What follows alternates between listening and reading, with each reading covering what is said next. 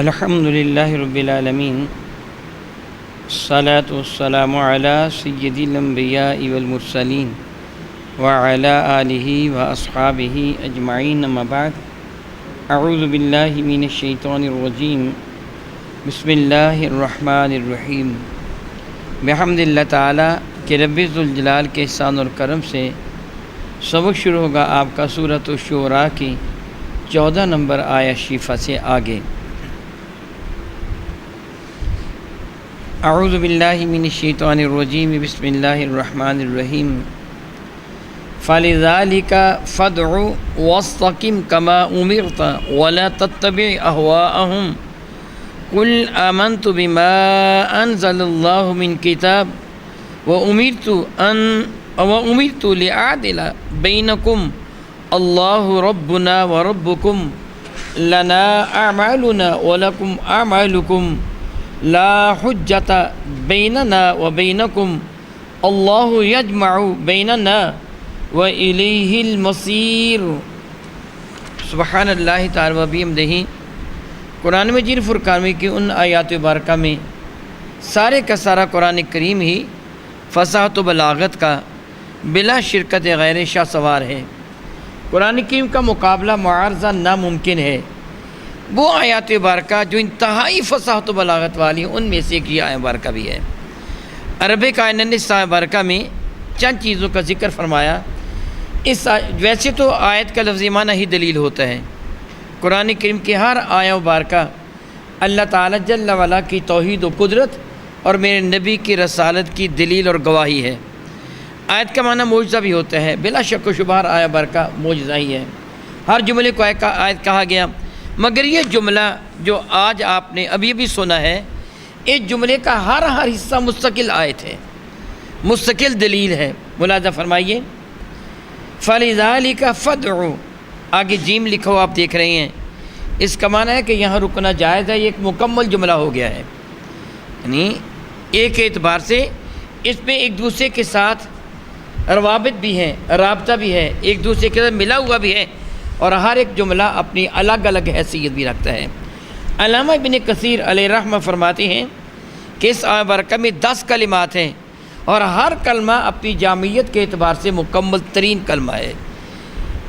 فَلِذَلِكَ فَادْعُ، بس اس لیے آپ لوگوں کو دعوت توحید و رسالت دیں۔ ایک مستقل عمل ہے، مستقل حکم ہے۔ میرے نبی آئے ہی کائنات ہستی میں اس لیے ہیں، میرے نبی نہیں، سارے رسولوں کی آمد کا مقصد ہی لوگوں کو اللہ تعالیٰ کی توحید کی دعوت دینا تھا۔ سارے رسول داعی الی اللہ بن کے آئے ہیں، اللہ تعالیٰ جل وعلا کی جانب دعوت دینے والے، حقائق کی طرف بلانے والے۔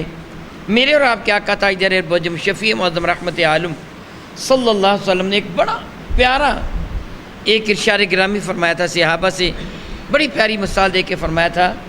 کسی آقا نے اپنا ایک بہترین محل بنایا، قلعہ کہہ لیجئے آپ اپنی زبان میں، قلعہ بنایا۔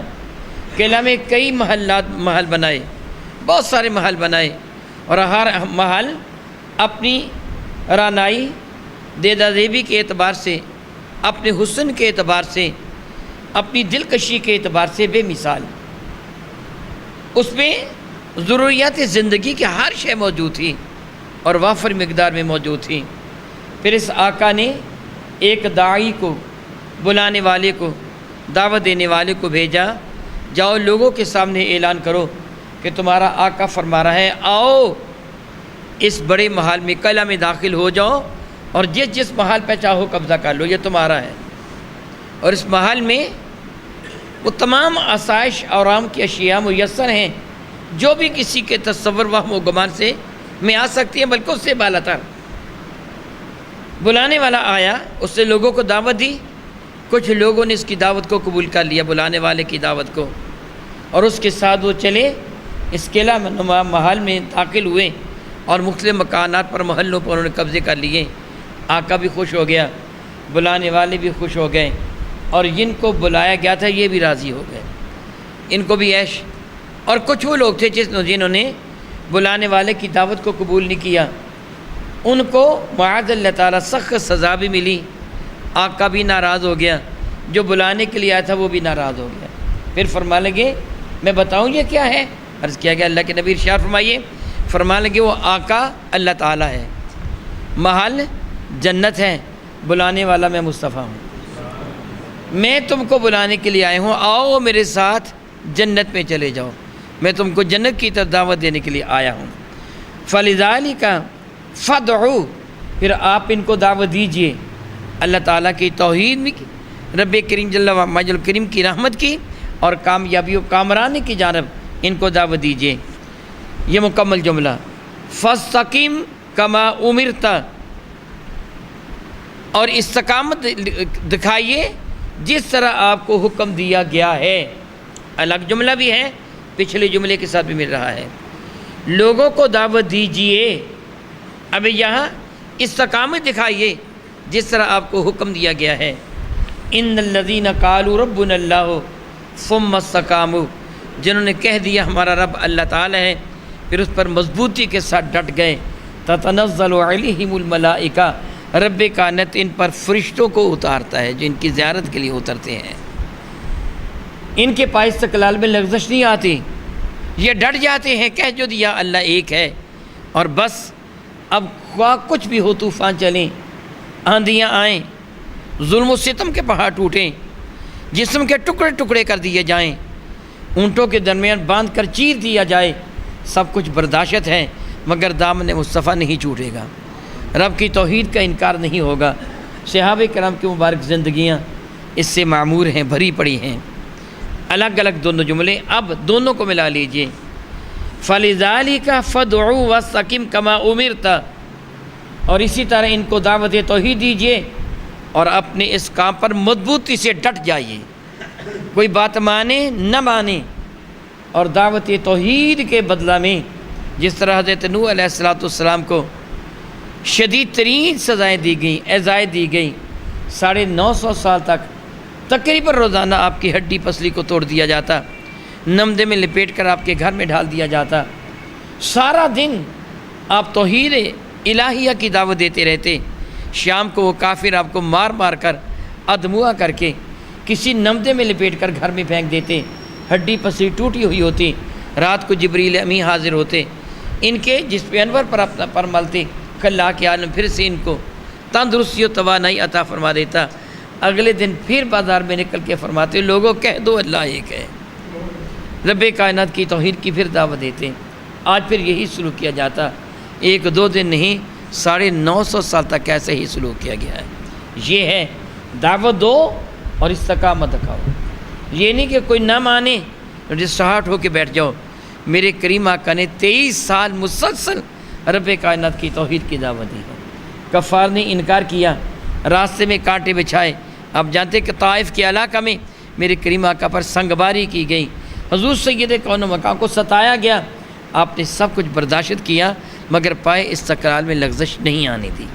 فرماتے ہیں وَلَا تَتَّبِعْ أَهْوَاءَهُمْ، مستقل جملہ، کسی بھی معاملہ میں کسی بھی کافر کی اتباع نہیں کی جائے گی، اس کا کہنا نہیں مانا جائے گا، کافر کو راضی کرنے کی کوشش نہیں کی جائے گی۔ میرے اور آپ کے آقا رسول عربی شفیع معظم رحمۃ اللہ اس بات کو پسند فرمایا کرتے تھے، کفار اور مشرکین کی مخالفت کی جائے، یہود و نصارہ کی مخالفت کی جائے۔ میرے کریم آقا تاجدار البجم شفیع معظم رحمۃ اللہ ہر معاملہ میں ان کی مخالفت کو پسند فرماتے تھے، ان کی اتباع نہیں کی جائے گی۔ مستقل جملہ ہے وَلَا تَتَّبِعْ أَهْوَاءَهُمْ، اور ان کافروں کی کسی بھی خواہش کی اتباع نہیں کی جائے گی، ان کا کہنا نہیں مانا جائے گا، ان کے نقش قدم پر نہیں چلا جائے گا، ان کی بات کو نہیں مانا جائے گا کہ جو یہ کہیں وہ کر لیا جائے، ایسے کبھی نہیں ہوگا۔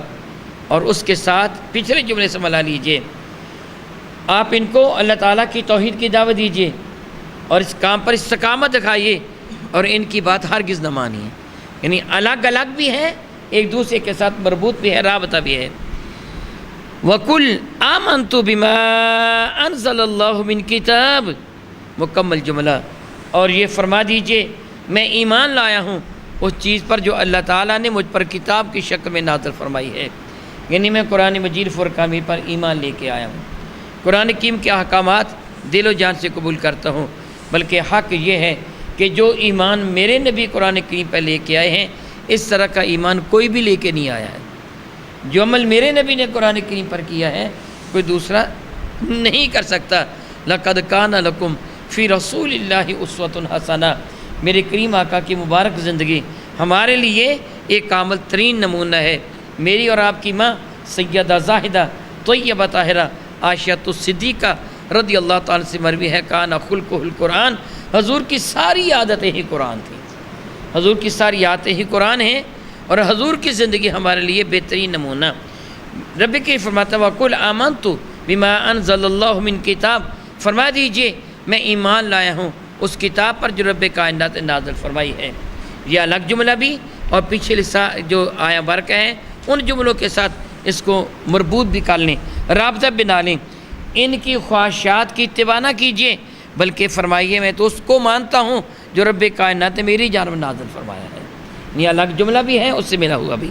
آگے دیکھیے وَأُمِرْتُ لِأَعْدَلَ بَيْنَكُمْ، اور میرے اللہ نے مجھے حکم دیا ہے میں تمہارے درمیان عدل اور انصاف سے کام لوں۔ میرے کریم آقا سے بڑھ کر عدل کرنے والا، انصاف کرنے والا، سچ بولنے والا، معاملات کو سلجھانے والا، اللہ کی عزت کی قسم اللہ نے کوئی اور پیدا کیا ہی نہیں ہے۔ سب سے زیادہ دانا، سب سے زیادہ عقل مند، صاحب فہم و شعور، معاملہ فہم، انصاف فرمانے والے، عدل فرمانے والے میرے کریم آقا رسول رحمت ہیں، جنہوں نے اپنے اور بیگانے کا لحاظ کیے بغیر عدل فرمایا۔ یہ نہیں کہ ڈنڈی ماری ہو اپنے اور بیگانے کے لیے، ہرگز ہرگز نہیں۔ میرے نبی تو نبی رہے، میرے نبی کے صحابہ نے بھی اس پر عمل کر کے زمانے کو دکھایا۔ جس قدر عدل اور انصاف سے کام میرے نبی نے لیا اور صحابہ نے لیا، نہ کوئی لے سکا قبل ازیں اور نہ کوئی لے سکتا ہے۔ جس قدر عدل اور انصاف سے کام میرے اور آپ کے کریم آقا تاجدار عرب و عجم شفیع معظم رحمۃ اللہ نے لیا ہے۔ اور پچھلے ساتھ بھی ملا لیجئے کہ میں اس پر ایمان لایا ہوں جو رب کائنات نے میری جانب کتاب عطا فرمائی ہے، اور مجھے یہ حکم دیا گیا ہے وہ اس کتاب میں کہ میں تمہارے درمیان عدل اور انصاف سے کام لوں۔ اللہ ربنا و ربکم ایک مستقل جملہ ہے، حقیقت پر مبنی، سارا کا سارا قرآن حقیقت پر مبنی، مگر یہ حقیقت کس قدر بڑی حقیقت ہے کہ اللہ ربنا و ربکم، اللہ ہمارا بھی پالنے والا ہے اور تمہارا بھی پالنے والا ہے۔ اس کا حکم ماننا ہم پر بھی فرض ہے اور تم پر بھی فرض ہے، اس کی نافرمانی ہمارے لیے بھی جرم ہے اور تمہارے لیے بھی جرم ہے۔ اللہ ربنا و ربکم، اللہ تعالی ہمارا بھی رب ہے اور تمہارا بھی رب ہے۔ اس کو پچھلے جملے کے ساتھ بھی ملا لیجئے کہ مجھے حکم دیا گیا ہے تمہارے درمیان میں عدل سے کام لوں، اس لیے کہ تم بھی اس رب کی مخلوق ہو جس کی مخلوق میں ہوں، کیونکہ تم بھی اسی رب کے بندے ہو، اسی رب کا میں بندہ ہوں، اس لیے میرے رب نے حکم دیا ہے میرے بندوں کے درمیان عدل و انصاف سے کام لینا۔ لنا اعمالکم ولکم اعمالکم، یہ الگ جملہ بھی ہے، اور جس طرح ہر جملہ مبنی پر حقیقت، تمہارے لیے تمہارے اعمال ہیں اور ہمارے لیے ہمارے اعمال ہیں۔ کیا یہ حقیقت نہیں ہے؟ میں اپنی قبر میں جاؤں گا اور مجھے اپنے اعمال کے بارے میں اللہ تعالیٰ معاف فرمائے، میں یہ نہیں کہوں گا جواب دہ ہونا ہوگا، بلکہ میں کہوں گا اللہ تعالیٰ حساب لے ہی نہیں، ویسے ہی معاف کر دے۔ لیکن ایک جملہ کہا جاتا ہے ہر کسی نے اپنی اپنی قبر میں جانا ہے اور اپنے اعمال کے لیے اس سے جواب دہ ہونا ہے، کسی کے بارے میں کسی دوسرے سے سوال نہیں کیا جائے گا۔ وہ جملہ ایک تورات کے اندر ہے کہ جس سے انگور کھائے دانت اس کے کھٹے ہوئے، کسی دوسرے کے نہیں۔ جرم کرنے والے کو جرم کی سزا ملتی ہے، اللہ تعالیٰ کسی پر ظلم نہیں فرماتا ہے۔ جس سے نیکی کی اس کا بدلہ نیک ہے، جس سے بدی کی وہ اپنی کرتوتوں کو خود اپنی آنکھوں سے دیکھ لے گا۔ ہمارے لیے ہمارے اعمال اور تمہارے لیے تمہارے اعمال، اس کو پچھلے جملے سے ملا لیں یا الگ دونوں صورتوں میں، لا حجت بیننا و بینکم، اب تمہارے اور ہمارے درمیان بحث و تکرار کی کوئی ضرورت نہیں ہے، دلائل کی انبار لگانے کی کوئی ضرورت نہیں ہے۔ یہ جملہ تب کہا جاتا ہے جب انتہا درجے کی ناراضگی کا اظہار کیا جاتا ہے، جس طرح لکم دینکم ولی دین، جاؤ پھر تمہارے لیے تمہارا دین ہے اور ہمارے لیے ہمارا دین۔ مفسرین کرام فرماتے ہیں آیا برکہ کا یہ جملہ منسوخ ہے، لا حجت بیننا و بینکم، اب تمہارے اور ہمارے درمیان باس و تکرار ختم ہے۔ وہ فرماتے ہیں یہ جملہ منسوخ ہے آیات جہاد کے ساتھ، اب ختم نہیں بلکہ اب کافروں سے جہاد کیا جائے گا۔ اب یہ نہیں ٹھیک ہے جو تمہارا جی چاہے تم کرتے رہو، جو ہمارا جی چاہے ہم کرتے رہیں گے، اب یہ نہیں ہوگا، بلکہ ان کو دعوت توحید دی جائے گی، یا تو ان کو صراط مستقیم کی جانب بلایا جائے گا۔ اگر وہ نافرمانی کریں گے، مسلمانوں کو نقصان پہنچائیں گے، پھر ان کو سزا دی جائے گی۔ اگر اطاعت کر لیں گے، اگرچہ ایمان قبول نہ کریں، پھر بھی ان سے جزیہ وصول کیا جائے گا۔ اب یہ ہوگا، یہ نہیں کہ لا حجت بیننا، اب کچھ بھی نہیں، یا جزیہ دیں گے یا اسلام قبول کریں گے۔ اللہ یجمع بیننا، اور اللہ تعالیٰ قیامت کے دن ہم سب کو جمع فرما دے گا۔ مستقل جملہ بھی ہے اور پچھلے جملے کے ساتھ ملتا بھی ہے کہ ہمارے اور تمہارے درمیان اب کوئی بحث و تکرار نہیں، قیامت کے دن ہم اور تم سارے اللہ کے دربار میں حاضر ہو جائیں گے، پھر حقیقت حال کھل کر سامنے آ جائے گی۔ وَإِلَيْهِ الْمَصِيرُ، اور اسی کے دربار مقدس پہ سب نے حاضر ہونا ہے۔ سبحان اللہ تعالیٰ و بحمدہ۔ میں نے قدر اختصاص سے کام لیا، ان میں ہر جملہ ایک مستقل واعظ ہے، مستقل گفتگو ہے اور بے مثال گفتگو ہے۔ سبحان اللہ تعالیٰ و بحمدہ۔ قرآن کریم کتنی فصیح و بلیغ زبان ہے، کتنی اعلیٰ کتاب ہے، اس کی زبان کتنی عرف اور اعلیٰ ہے۔ وہ لوگ جو کافر تھے، جو کہ عربی تھے، قرآن بھی عربی ہے، ہم اس کی فصاحت و بلاغت کو نہیں سمجھ سکتے۔ کافر جانتے تھے اس پہ کس قدر فصاحت و بلاغت ہے، اسی لیے اس کا مقابلہ کرنے سے عاجز تھے۔ الحمدللہ تعالیٰ یہ کتاب ہدایت رب کائنات نے ہمارے نبی کے صدقہ سے ہم کو عطا فرمائی ہے۔ او کما قال اللہ تبارک و تعالی واللہ تعالی اعلم باسرار کتاب۔